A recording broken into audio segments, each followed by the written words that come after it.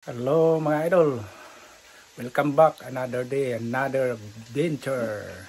So yung gagawin ko ngayon mga idol is magluluto ako ng spaghetti na Pinoy parang pang Bisaya ba sa amin. Ito yung gagawin ko mga idol, kasi na gusto kong magluto ng spaghetti.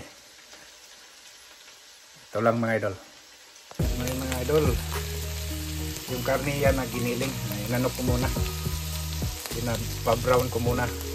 Tapos ito yung mga in-slice ko na sibuyas saka bawang.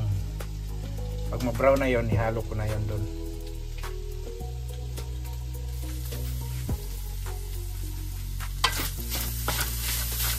Malapit na siya mag-brown mga idol. Pag medyo brown na, saka na natin ihalo yung mga sahog natin, sibuyas saka bawang na in-slice. Ano lang natin para hindi didikit, hindi matutong. So ngayon mga idol, tingnan natin kung pwede na ba. Okay, pwede na ito mga idol. Brown na. Kaya nagmantika na siya mga idol. Nag-oily na siya. So add na natin yung bawang.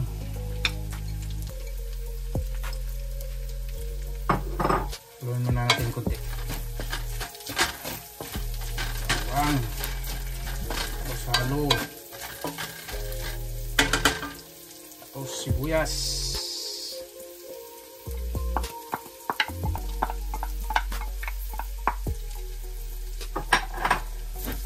Mabango na nga idol. Haluin lang hanggang ma-brown din yung sibuyas at saka bawang. Mamaya kunti mag-add tayo ng asin saka pamintang durog.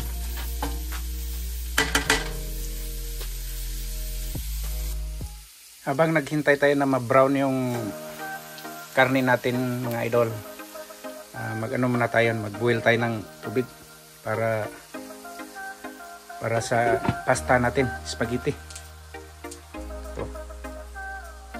Ito na yun pang ano natin mga idol, spaghetti sauce. May bitsin tayo ito, may pamintang durog saka asin. Hindi yan lahat na asin saka bitsin. So yan lang yung ano natin habang naghintay tayo na ma-brown yung karne natin at kukulo yung para pasta. So mamaya idol, sana magandang kalabasan ito at masarap. Haluin natin, haluin. Medyo brown na yung sibuyas saka bawang natin mga idol.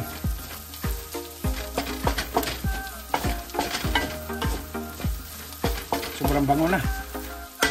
Ngayon mag-add tayo ng pamintang durog mga idol.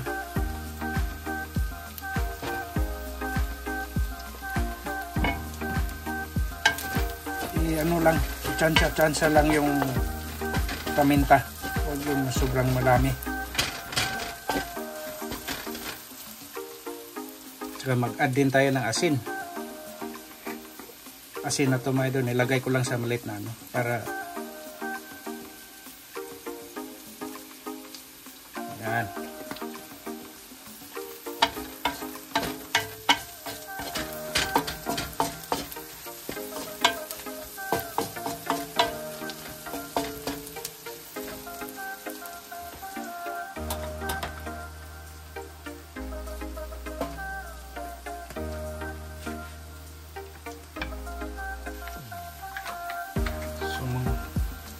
Ngayon mga idol, mag-add na tayo ng spaghetti sauce. Spaghetti sauce.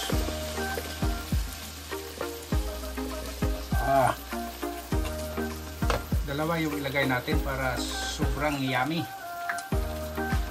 Sobrang yummy.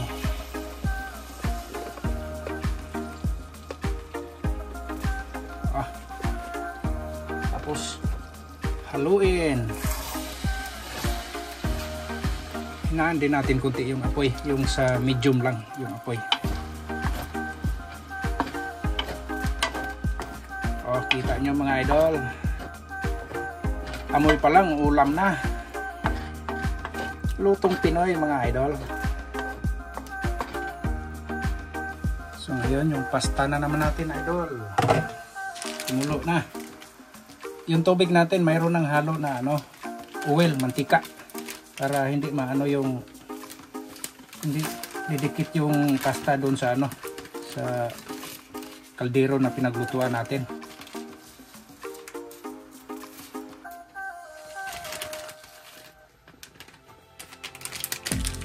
Pakuluan lang natin yan hanggat siya ay pwede na, yung malambot na siya. Ito, mulo mantika kasi nilagyan ko ng mantika. Saka ito, haluin lang natin na maging lalambot yung karne.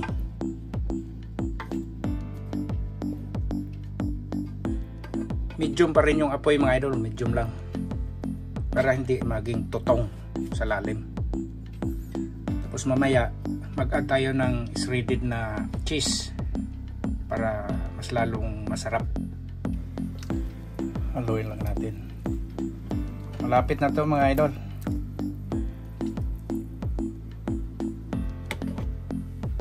Maganda sa pasta na hindi masyadong luto, yung medyo para siya, medyo kunting tigas, kunting lambot.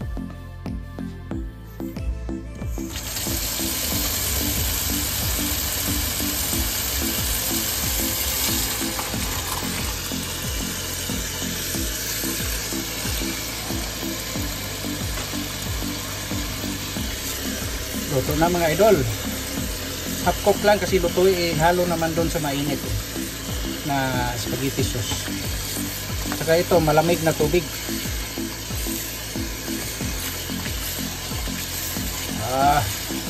Yummy. So ngayon mga idol, mag-add tayo ng cheese para mas lalong sumarap. Ayun po mga laglag yung cheese ko.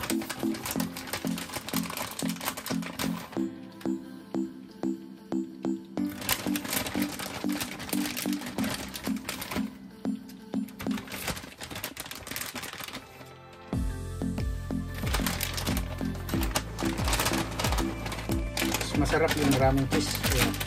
Ibus na natin ito. Tapos haluin lang hanggang matunaw. Oh, kita nyo mga idol, ang bango. Lutong probinsya lang to mga idol, kasi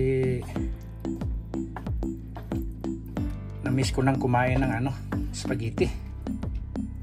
Oh, ang sarap mga idol, tingnan. So yan na mga idol, may mga choices din yan mga idol. Kung gusto nyo mag-add ng mga hotdogs or ano pang gusto nyo ilagay, pwede. Pero sa akin lang, karne lang, karneng giniling lang.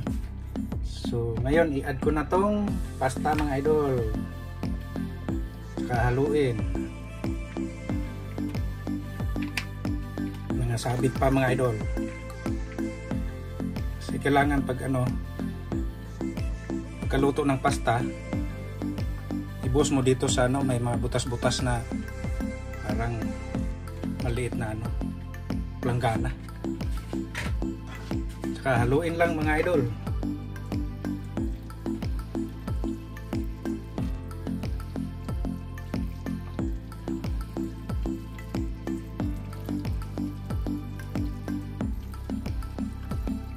Lang matapon ha, balit kasi yung space lang namin ng apartment namin mga idol.